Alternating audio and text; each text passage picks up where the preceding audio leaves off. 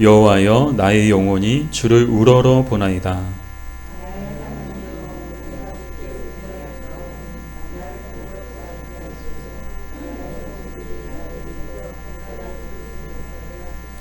주를 바라는 자들은 수치를 당하지 아니하려니와 까닭 없이 속이는 자들은 수치를 당하리이다.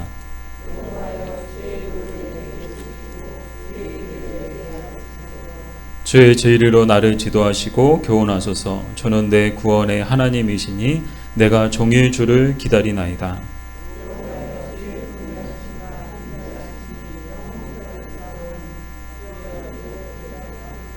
같이 읽겠습니다. 여호와여 내 젊은 시절의 죄와 허물을 기억하지 마시고 주의 인자하심을 따라 주께서 나를 기억하시되 주의 선하심으로 하옵소서. 아멘. 기도하겠습니다. 하나님 감사합니다. 저희들 사랑해 주셔서 오늘도 예배의 자리에 나올 수 있도록 우리에게 은혜와 복을 주셔서 감사합니다. 오늘도 하나님의 말씀을 듣기 원합니다. 그저 말씀만 듣는 자들이 아니고 듣고 깨닫고 또 그 깨달은 대로 삶으로 살아낼 수 있는 저희가 되게 하여 주시옵소서. 예수님의 이름으로 기도드립니다. 아멘. 계속해서 시편을 보고 있는데 오늘 시편 25편도 다윗의 시입니다. 그러니까 오늘 본문에서 이 다윗은 하나님 앞에 크게 세 가지 간구를 드리고 있는데 우리 첫 번째 간구가 뭔가 하면 부끄럽지 않게 하시기를 간구하고 있습니다. 우리 그 내용이 1절 2절 말씀인데 우리 1절 2절을 다시 한번 우리 읽어볼까요? 여호와여 나의 영혼이 주를 우러러 보나이다. 나의 하나님이여 내가 주께 의지하였사오니 나를 부끄럽지 않게 하시고 나의 원수들이 나를 이겨 개가를 부르지 못하게 하소서. 아멘. 이 문맥상 보면 다윗은 지금 이 공경에 처해 있습니다. 다윗의 원수들이 다윗을 둘러싸고 있는데요. 생각해 보면 전혀 이상할 게 없어요. 왜 그런가 하면 다윗의 삶 자체가 다윗의 인생 자체가 공경이었거든요. 그러니까 공경에 빠지지 않았던 적보다 공경에 빠졌던 적들이 훨씬 많았죠. 그러니까 인생의 대부분이 다 공경으로 가득했어요. 대적과 원수들에게 쫓기고 그래서 늘 쫓겨다니고 도망다니고 숨는 게 다윗의 일상이었죠. 그래서 우리가 살펴봤던 것처럼 낮에는 늘 공황장애와 대인기피증에 시달리고 밤에는 우울증과 불면증에 시달릴 수밖에 없으니 얼마나 다윗의 몸과 마음이 괴롭고 힘들었을까요? 그러나 다윗은 다윗이었죠. 공경에 처할 때마다 그저 땅만 보고 한숨만 팍팍 쉬지 않았다는 것이죠. 다윗은요 공경에 처할 때마다 어떻게 했는가? 고개를 들어 주님을 우러러 보았습니다. 이는 무엇을 뜻하는가 하면요, 지금 이제 상황과 환경을 바라보지 않고 오직 하나님을 바라보고 그리고 오직 하나님만을 의지한다는 뜻인데요. 사랑하는 여러분, 여러분은 어떤가요? 우리도 살다 보면 어쩌면 다윗의 인생이 저의 인생 같아요. 제 인생 자체가 온통 공경으로 가득해요. 살다 보면 공경에 처할 때가 참 많이 있는데 공경에 처할 때 여러분은 어떻게 하시나요? 여러분은 무엇을 바라보시나요? 환경과 상황을 보고 낙심하고 절망하나요? 아니면 고개를 높이 들어 주를 우러러 보시나요? 다윗이 이렇게 주를 우러러 볼 때에는 분명한 확신이 있었는데 그것은 뭔가 하면 주를 의지하고 바라는 자들은 결코 부끄러움이나 수치를 당하지 않을 것이다 라는 확신이 있었다는 거예요. 그러니까 이 확신 가운데 우러러 본 거예요. 그냥 우러러 본 게 아니고 정말 믿음의 확신을 가지고 우러러 본 거야. 내가 하나님 우러러 볼 때 하나님은 결코 나를 부끄럽게 하거나 나로 하여금 수치를 당하지 아니하게 하실 것이다. 적어도 다윗이 알고 다윗이 믿고 다윗이 우러러 보는 하나님은 결코 당신을 의지하고 바라보는 자들을 외면하시거나 그들로 하여금 수치를 당하게 하시는 분이 아니심을 다윗은 알았던 것입니다. 도리어 부끄러움과 수치는 하나님을 의지하지 않고 자신의 힘을 의지하는 자들의 것임을 다윗은 알고 있었죠. 이것을 어떻게 알게 되었는가 하면 학교에서 배운 게 아니에요. 수업 시간에서 받아 적어라. 그래서 그렇게 학교에서 배워서 안 게 아니에요. 자기 인생을 통해서 경험을 통해서 깨달은 지식이죠. 사실 골리앗과의 싸움도 그랬죠. 다윗은 뭘 의지했느냐? 하나님을 의지했고요. 골리앗은요 자신의 힘을 의지했어요. 자, 이 하나님을 의지하는 자와 자신의 힘을 의지하는 자의 싸움이 다윗과 골리앗의 싸움이었던 거예요. 누가 이겼나요? 다윗이 이겼죠. 하나님은 당신을 의지했던 다윗으로 하여금 부끄러움과 수치를 당하지 않게 하신 거예요. 그러니까 다윗이 하나님을 의지하며 나갔잖아요. 자기의 힘을 의지하며 나간 게 아니고 하나님을 의지하며 나갔어요. 근데 만약 하나님이 너 누구냐 하고 모른 척 하시고 외면하셨다면 다윗이 얼마나 부끄럽고 얼마나 큰 수치를 경험하게 되었을까요? 그러나 하나님은 다윗을 외면하지 않으셨어요. 다윗의 기대와 믿음을 저버리지 않으셨어요. 그래서 다윗으로 하여금 부끄러움과 수치를 당하게 하지 않으시고 도리어 골리앗으로 하여금 부끄러움과 수치를 당하게 하셨습니다. 얼마나 부끄럽고 수치스러운 일인가요? 만약 다윗과 골리앗이 이제 싸워서 만약 골리앗이 죽지 않고 살아남았다면 아마 골리앗은 평생 고개를 들고 다니지 못했을 거예요. 왜요? 부끄러워서. 이 군인도 아니에요. 정말 자기와 뭐 비슷한 사람하고 싸워서 그래서 졌다면 뭐 그럴 수 있겠구나 하겠지만 이 군인도 아니에요. 정식 군사 교육을 받은 군인도 아니에요. 뭐 체급도 달라요. 체급이 완전히 달라요. 도저히 같은 체급이 아니에요. 그럼에도 불구하고 그 어린 소년에 의해서 그것도 한 방에 쓰러졌다. 그냥 한 방 맞고 쓰러졌대. 얼마나 부끄럽고 수치스러운 일이에요. 아마 평생 골리앗은 고개를 들고 다니지 못했을 거예요. 너무 부끄럽고 너무 수치스러워서 아마 스스로 이 다윗이 골리앗을 죽이지 않았어도 어쩌면 골리앗은 자기 목숨을 자기가 스스로 끊어버리지 않았을까. 너무 부끄럽고 수치스러워서. 사랑하는 여러분, 다윗처럼 하나님을 의지하는 자는 결코 부끄러움과 수치를 당하지 않습니다. 그러나 골리앗처럼 자신의 힘을 의지하는 자는 반드시 부끄러움과 수치를 당하게 될 것입니다.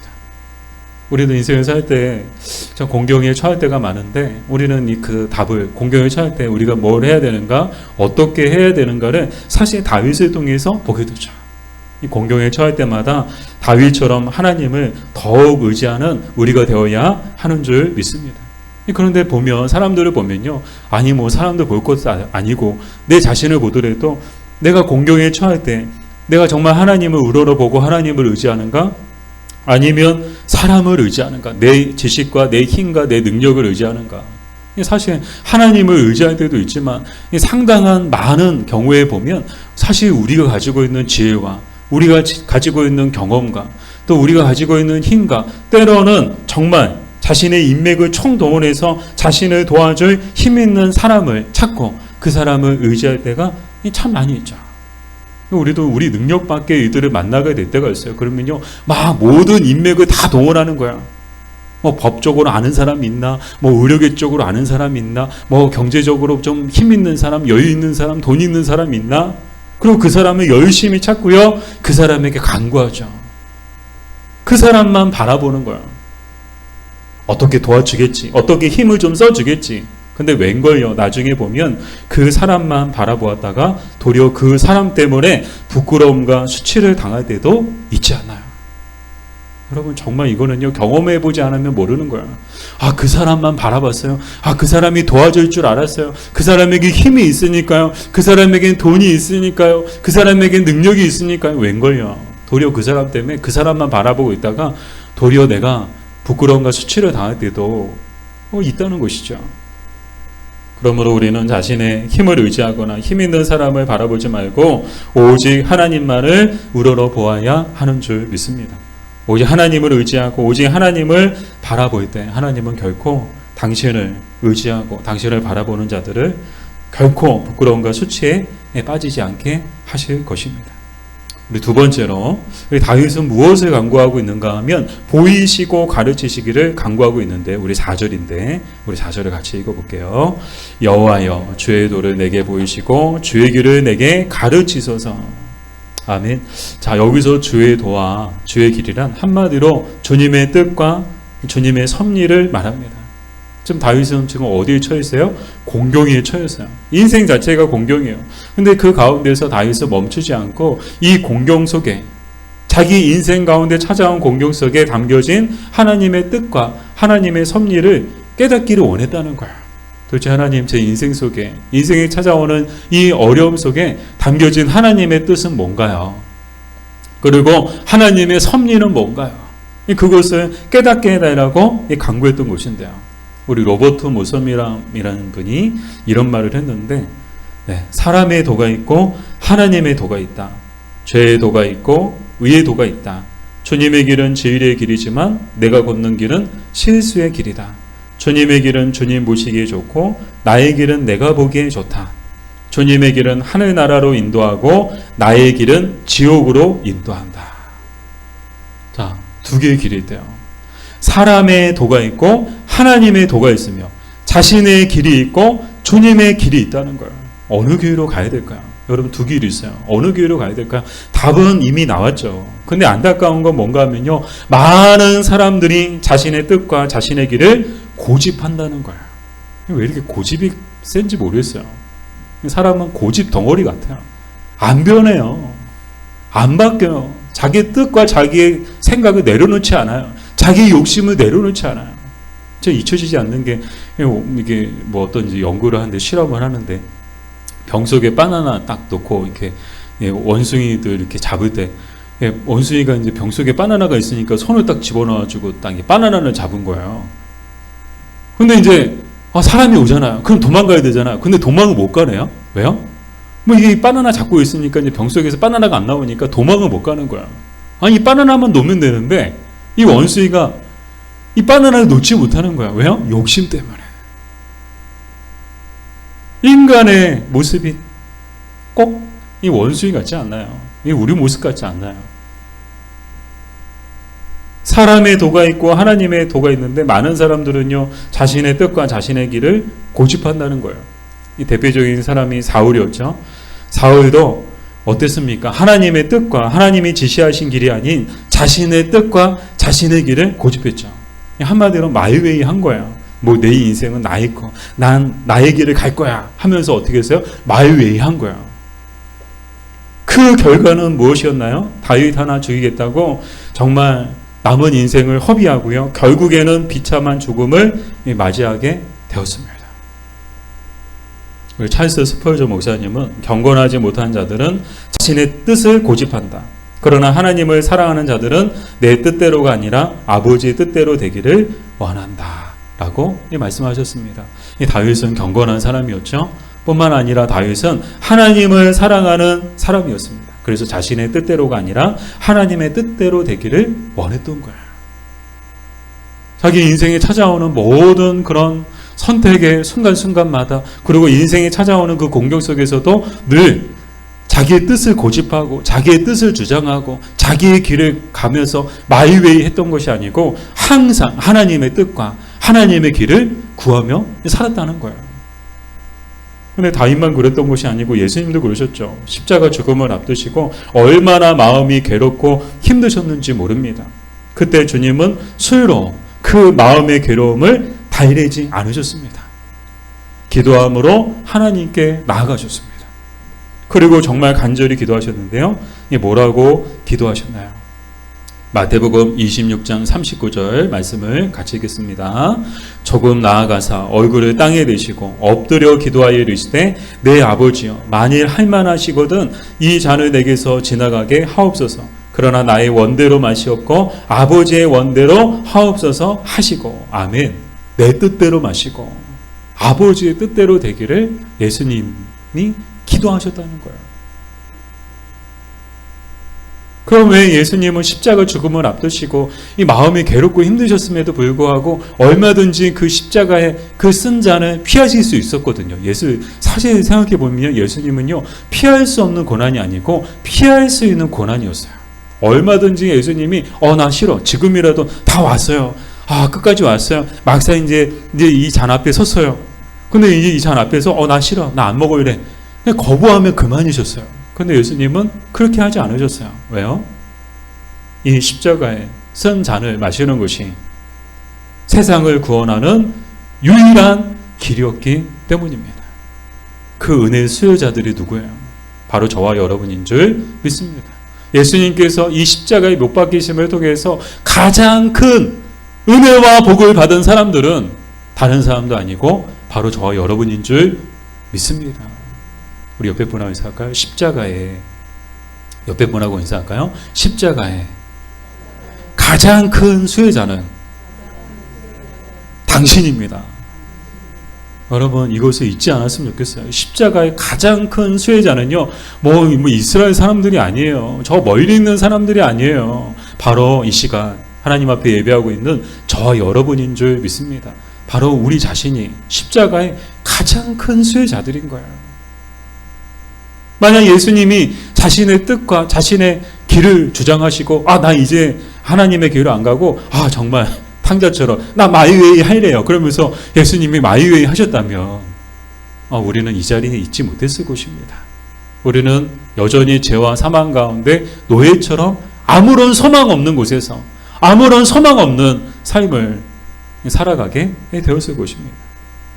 사랑하는 여러분, 여러분은 지금 누구의 뜻을 구하고 있나요? 자신의 뜻을 구하고 있나요? 아니면 주님의 뜻을 구하고 있나요? 여러분은 지금 누구의 길을 가고 있나요? 자기의 길로 가고 있나요? 아니면 주님의 길로 가고 있나요?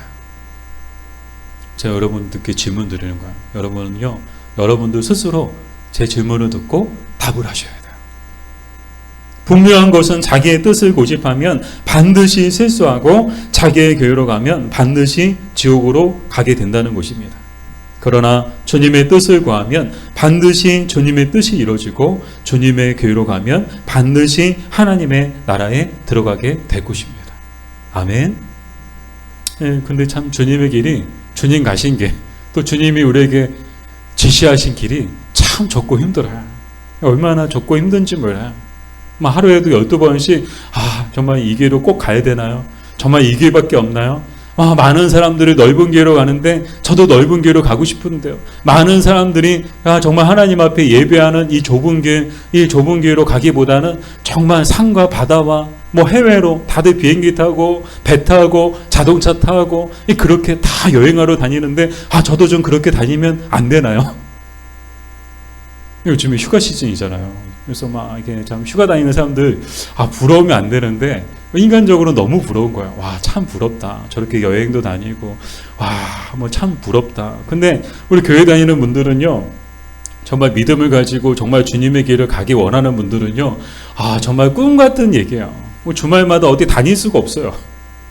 예배 드려야 되거든요. 교회 가야 되거든요. 이게 주님의 길이거든요. 이게 주님의 도거든요.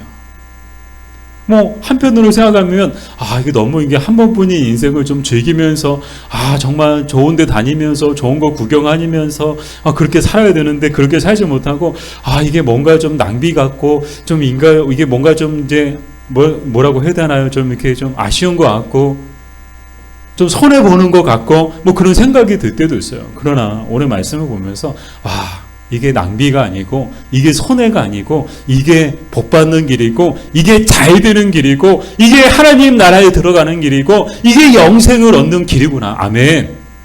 동의를 안 하시네요. 지금은 모르겠어요. 그죠? 나중에 가보면 알아요. 누가 하나님 나라에 들어가는지. 마이웨이 하면서 자기 인생을 즐기면서 산 사람들이 하나님 나라에 그 인생의 끝에서 하나님 나라에 들어가는지, 아니면 정말 좁고 힘든 길이지만 정말 주님의 길, 주님의 도를 구하며 주님의 뜻을 구하며 주님의 뜻대로 산 사람들이 하나님 나라의 천국에 들어가는지 가보면 알게 되는 줄 믿습니다. 비록 주님의 길이 좁고 힘들어도 그 길을 끝까지 걸어가는 사람들만이 그 길 끝에서 사랑하는 주님을 만나게 될 것입니다. 자, 마지막으로 세 번째, 다윗은 무엇을 간구하고 있는가? 기억하시길 간구합니다. 우리 7절 말씀을 같이 읽어볼게요. 여호와여, 내 젊은 시절의 죄와 허물을 기억하지 마시고 주의 인자하심을 따라 주께서 나를 기억하시되 주의 선하심으로 하옵소서. 아멘. 자, 다윗의 세 번째 간구는 기억에 관한 것이죠. 이 말은 하나님께서 자신을 보실 때 과거에 지은 죄와 허물을 기준으로 보지 마시고 당신의 긍휼하심과 인자하심을 따라 보실 것을 구하는 것입니다. 사람들은 사람들을 볼 때 어떻게 봅니까? 이 과거에 지은 죄와 허물을 기준으로 그 사람을 보고 그 사람을 판단하죠. 그리고 또 그것도 보더라도 아주 중요하게 보고요. 아주 중요하게 여깁니다. 그리고 낙인을 찍어버리죠. 근데 우리가 사는 세상이 그런 것 같아요. 아무리 유능해도요. 과거에 지은 죄와 허물이 드러나는 순간 그 사람이 어떻게 됩니까? 조용히. 정말 조용히 무대 뒤편으로 사라지는 경우들이 정말 많이 있죠. 생각해보면 지난날 죄와 허물이 없는 사람이 과연 있을까? 있을까요? 저는 예수님 외에는 아무도 없다고 생각합니다. 모든 사람들은 다 지난날 젊은 시절 죄와 허물을 가지고 있어요. 뭐 지금 드러나지 않았다 뿐이지 그것이 드러나는 순간 우리도 조용히 이 무대 뒤편으로 저 역시도 조용히 이 무대 뒤편으로 사라져야 되는 거예요. 정말 하나님 앞에서 죄와 허물이 없는 사람은 아무도 없어요. 좀 놀라운 것은 경건한 사람인 다윗조차도 자신이 젊은 날에 지은 죄와 허물을 하나님 앞에 지금 뭐하고 있어요? 고백하고 있는 거예요. 그냥 공개 사죄를 하고 있는 거예요. 아니 누구보다도 경건하고 누구보다도 하나님을 사랑하고 누구보다도 하나님을 의지했던 아니 우리의 왕인 다윗이 지금 뭐하고 있어요? 지금 공개 사죄를 하고 있는 거예요. 주님, 저도 지난날 젊은 날에 정말 죄와 허물이 있었는데 정말 그 죄와 허물의 그 눈으로 저를 바라보지 마시고 정말 하나님의 인자와 긍휼의 눈으로 저를 바라보시게. 적어도 다윗은 하나님은 세상 사람들처럼 똑같이 우리를 보지 않으신다는 이 믿음이 있었던 거예요. 하나님은 우리를 바라보실 때 어떻게 바라보시는가? 사랑의 눈으로 바라보시고 긍휼의 눈으로 바라보시고 인자한 마음으로 바라보신다는 것을 이 다윗은 알았던 것이죠. 누구보다 이것의 산 증인이 누군가 하면 이 사도 바울이었는데요. 이 사도 바울이 누굽니까? 과거에 이 사도 바울이 누구예요? 우리 사도 바울의 과거를 알면요. 아마 다 들고 일어났을 거야. 저게 무슨 사도냐? 저 사람이 무슨 우리의 사도냐? 저 사람이 말씀을 전할 그런 무슨 자격이 있느냐? 다 끌어내라. 아마 돌에 맞아도 진작에 돌에 맞아서 이 바울은 죽었을 것입니다. 우리가 잘 알고 있는 것처럼 이 사도 바울은 정말 죄인 중에 괴수죠. 정말 원수 같은 자예요. 정말 초대교회 원수 같은 자고 예수님의 원수 같은 사람이에요. 근데 어떻게 이 원수 같은 인간을 예수님은 사도로 삼으실 수 있는가? 여러분이라면 그렇게 하실 수 있으세요? 여러분을 막 모함해요. 잘못도 없는데 막 여러분을 모함하고요. 나쁜 사람, 장명호 목사 아주 그냥 알고 보니까 아주 그냥 이상한 사람이야. 이상한 목사야. 그게 무슨 목사야? 그러면서 막 모함하고요. 막 조롱하고요. 여러분을 막 조롱하고요. 여러분이 아끼고 사랑하는 사람들과 교회를 핍박하는 사람을 여러분을 용서하고 용서할 뿐만 아니라 친구 삼고 같이 일하자고 같이 가자고 여러분 그렇게 하실 수 있으세요? 결코 우리는 못해요. 아마 여기 계신 분들 아무도 그렇게 못하고 말은 그거 할 수 있죠. 근데 진짜 정말 그런 상황이 됐을 때 정말 이 사도 바울처럼 예수님이 이 사도 바울에게 하셨던 것처럼 똑같이 할 수 있는가? 그렇게 할 수 있는 사람은 저는 없다고 봐요. 그러나 예수님은 예수님이셨습니다. 원수인 이 사도 바울을요 사도로 삼으세요. 어떻게 그럴 수 있는가? 예수님은 바울이 젊은 날에 지은 죄와 허물을 기억하지 않으시고 하나님 아버지의 긍휼하심과 인자하심으로 그를 바라보았기 때문이었습니다. 그의 지난날의 죄와 허물에 집중하지 않으시고 그의 앞으로의 가능성에 하나님은 집중하셨던 거예요. 그리고 주님의 선택은 정말 탁월한 선택이셨습니다. 사도 바울을 사도로 삼으심을 통해 복음이 얼마나 놀랍고 위대하게 확장되었는지 모릅니다. 그동안에는요, 이 사도 바울이 사도로 세워지기 전까지는요, 이 복음이 이스라엘 안에만 머물러 있었어요. 이스라엘 안에만 머물러 있었는데, 자, 이 복음이 땅끝까지 전파됐는데, 누구를 통해서요? 사도 바울을 통해서. 이방인의 사도로 세움을 받은 이 사도 바울을 통해서 복음이 놀랍도록 정말 전 세계로 확장되는 그런 기회가 찾아오게 되었죠. 사랑하는 여러분, 우리도 지난날 우리 지난날에 되돌아보면 얼마나 죄와 허물이 많은지 모릅니다. 얼마나 우리가 추하고 더러운 그런 죄들이 많은지 아마 차마 입 밖으로 내뱉는 것조차 불경스러울 정도로 아마 무덤까지 아마 많은 사람들은요 자신의 죄와 허물이 있으면요 그거 드러내지 않아요. 아마 무덤까지 가지고 갈 거야. 그게 사람이거든요. 근데 그 모습이 지금이라고 다를까요? 뭐 지금은 죄와 허물이 없나요? 지금도 마찬가지지 않나요? 그 사람 변하지 않았어요. 과거에 그 죄와 허물을 가지고 그 죄와 허물을 지었던 그 사람은요 지금 오늘 우리가 살고 있는 바로 이 사람이에요. 근데 만약 하나님께서 우리가 지은 죄와 허물을 기억하시고 그 눈으로 우리를 보신다면 이 자리에 앉아 있을 수 있는 사람, 이 자리에서 하나님을 예배할 수 있는 사람은 죄송하지만 아무도 없습니다. 우리 다 나가야 돼요. 자격 없거든요. 다 나가야 되는 거예요. 그러므로 우리도 하나님 앞에 다윗처럼 간구해야 하는데요. 지난날 우리가 지은 죄와 허물로 우리를 보지 마시고 아버지의 긍휼하심과 인자하심으로 우리를 보시기를 간구해야 하는 줄 믿습니다. 간구가 필요한 거예요. 근데 참 놀라운 것은요. 우리가 간구하지 않아도 주님은 이미 우리를 사랑의 눈으로 긍휼하심과 인자하심의 그 마음을 가지고 우리를 바라보신다는 거예요. 그 증거가 뭐예요? 우리가 간구하지 않았음에도 불구하고 우리가 미처 다윗처럼 간구하지 않았음에도 불구하고 우리가 이 시간 이 자리에 나와 있다는 것이 정말 하나님의 그 긍휼하심과 인자하심 때문인 줄 믿습니다. 이미 우리를 용납해 주셨어요. 이미 우리를 용서해 주셨어요. 그러나 하나님이 원하시는 건 뭐예요? 우리 입술의 고백인 거예요. 이 입술의 고백을 통해서 하나님의 그 은혜에 감사하면서 나아가기를, 하나님의 은혜에 감사하면서 예배하기를 누구보다도 하나님이 우리에게 원하시는 줄 믿습니다. 에리사 콜스라는 사람은 이렇게 말했는데요. 하나님의 사랑은 언제나 마르지 않고 흐르는 영원한 샘과 같다. 와서 물을 담아가라. 그릇이 없다면 배려라. 적게 배리지 말고 많이 배리라. 아멘. 하나님의 사랑은 어떻다고요? 정말 영원히 마르지 않고 흐르는, 넘쳐 흐르는 샘과 같다는 거예요. 정말 하나님은 그런 분이세요. 그 하나님 앞에 나아갈 때 우리 어떤 마음으로 나아가야 되는가? 정말 감사함으로, 또 정말 다윗처럼 우리의 죄를 회개함으로 하나님 앞에 나아갈 때 정말 하나님의 은혜와 사랑이 날마다 우리 인생 가운데 정말 임하게 될 줄 믿습니다. 그런 삶을 살아갈 때 정말 우리 인생은 목마르지 않는, 정말 하나님이 주시는 은혜의 샘물로 인해서 목마르지 않는 그런 인생을 살아가게 될 줄 믿습니다.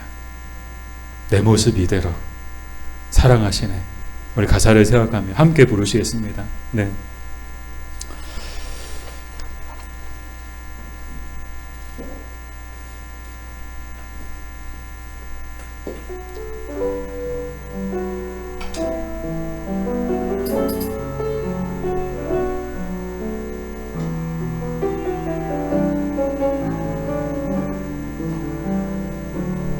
내 모습 이대로 사랑하시네.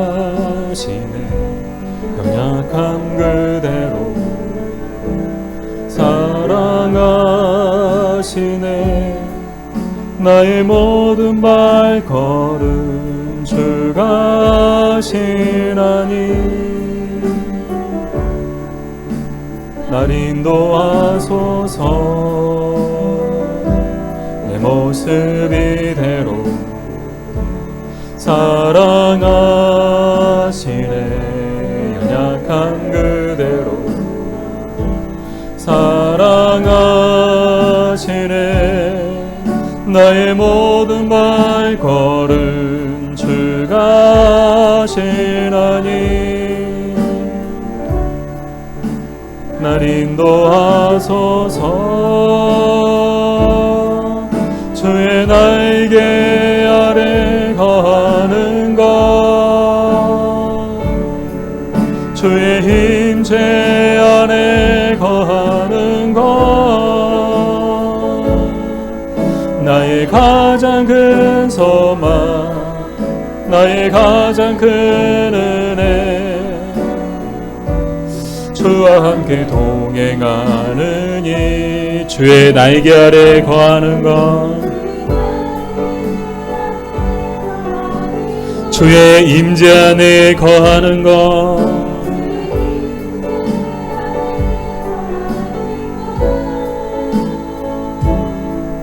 나의 가장 큰 소망 나의 가장 큰 은혜 우리 다시 한번 고백할까요? 내 모습 이대로 사랑하시네.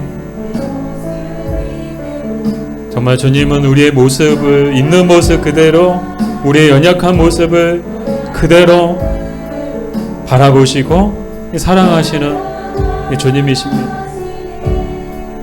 나의 모든 말 걸음 주가 하시나니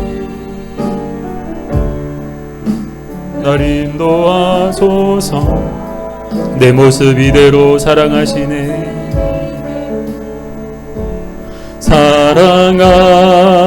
사랑하시네 연약한 그대로 사랑하시네 나의 모든 말 걸음 주가 하시나니 날 인도하소서. 주의 날개 아래 거하는 것 정말 주님의 날개 아래 거하고 싶으신가요? 정말 주님의 임재 가운데 거하고 싶으신가요? 정말 주님만이 가장 큰 소망이고 가장 큰 은혜인가요? 정말 이 시간 주님과 함께하고 주님과 동행하는 것이 가장 큰 기쁨이고 가장 큰 즐거움인가요?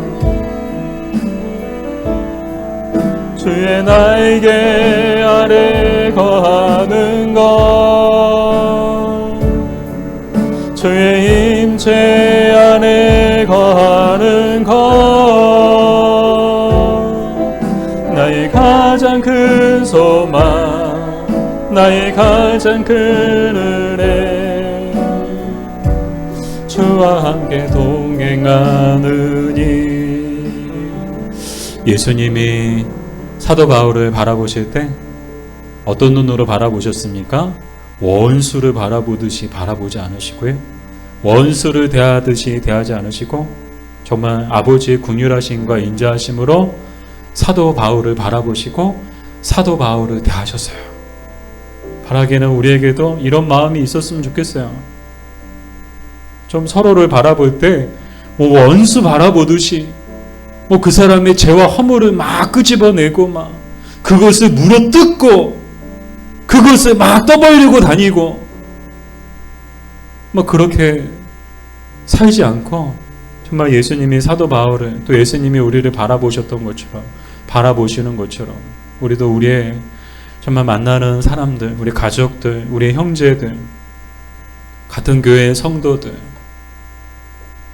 더불어 살아가는 사람들을 바라볼 때 이 마음 가지고 정말 바라보고 이 마음 가지고 사람들을 대했으면 좋겠어요. 긍휼하심과 인자하심으로 사랑의 눈으로 그렇게 대하며 바라보며 살아갈 때 그 사람들이 우리를 통해서 이 주님의 사랑을 경험하게 되고 또 주님을 믿고 구원받게 될 줄로 믿습니다. 기도하겠습니다. 아버지, 다윗처럼 저희도 사는 날 동안 오직 주만 바라보게 하여 주시옵소서. 예수님의 이름으로 기도드립니다.